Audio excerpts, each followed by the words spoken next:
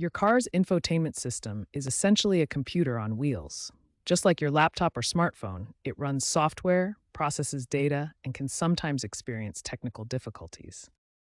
Like any computer, your infotainment system can freeze, become unresponsive, or develop glitches. Common problems include frozen screens that won't respond to touch, distorted or missing audio, and connectivity issues with your phone. These issues can affect popular smartphone integration features like Bluetooth connectivity, Apple CarPlay, and Android Auto. When your phone won't connect or these features stop working properly, it's often the infotainment system that needs attention. Rebooting your infotainment system is like restarting your computer. It clears temporary files, resets software processes, and often resolves these common issues. Think of it as a quick fix that restores normal functionality.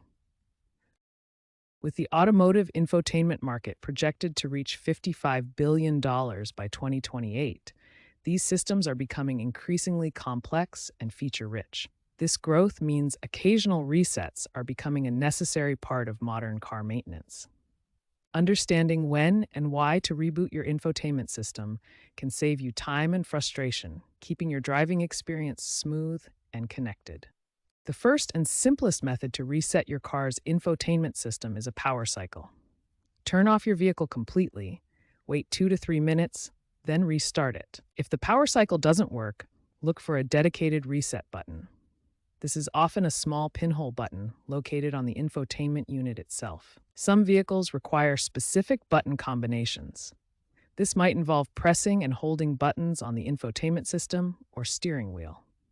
Always consult your owner's manual for the exact combination. Many systems allow you to perform a factory reset through the settings menu. Navigate to System Settings, look for Reset Options, and follow the on-screen prompts. As a last resort, you can remove the infotainment fuse for 10 to 15 minutes. Locate your vehicle's fuse box, find the infotainment fuse, and carefully remove it. This method has a 78% success rate. The final method is disconnecting the car battery for a few minutes. This requires proper safety precautions, including gloves and safety glasses. Always disconnect the negative terminal first, wait, then reconnect positive first. Before performing any factory reset, remember to back up important data and disconnect digital wallets from your system. If problems persist after trying these methods, consult a professional technician.